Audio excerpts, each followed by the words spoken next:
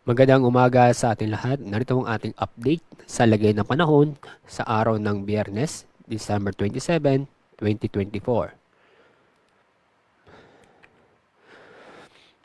Kasalukuyan, malawak ang kaulapan sa Visayas, Palawan at Mindanao. Dulot yan ng Intertropical Convergence Zone o ITCZ. Yung amihan o Northeast Monsoon ay umaabot o umiiral pa rin sa Northern Luzon.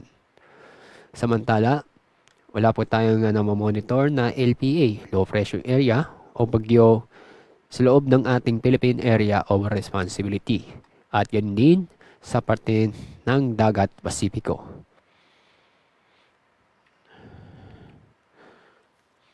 Dahil sa Intertropical Convergence Zone, maulap na kalangitan na may mga kalat-kalat na pag-ulan at thunderstorm sa Palawan, ganun din sa Visayas, buong Visayas at buong Mindanao.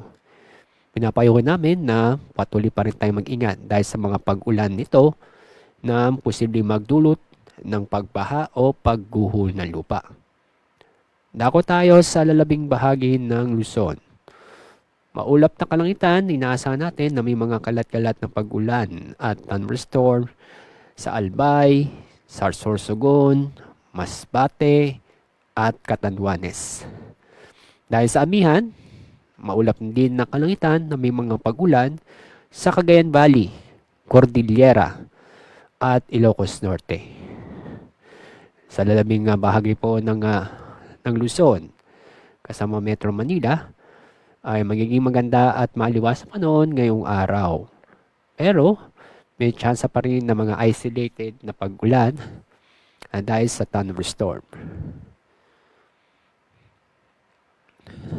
Dahil sa paglakas ng amihan, ngayong araw meron tayong gale warning dahil sa nakita namin, may inaasahan tayong matataas na alon na kusa na abot ng halos 5 metro sa mga baybaying dagat sa Batanes, northern coast ng Cagayan, kasama ang Babuyan Islands, northern at western coast ng Ilocos Norte. Kaya, huwag mo nang pumulaot ang ating mga babayan sa mga nabanggit na lugar para sa ating kaligtasan. Ang araw sisikat mamayang 6:19 ng umaga. Ang araw lulubog sa ganap na 5:35 ng hapon. Yan ang ating WADA update sa araw na ito. Mula sa Pag-asa, ako po, Salazar D. Aurelio.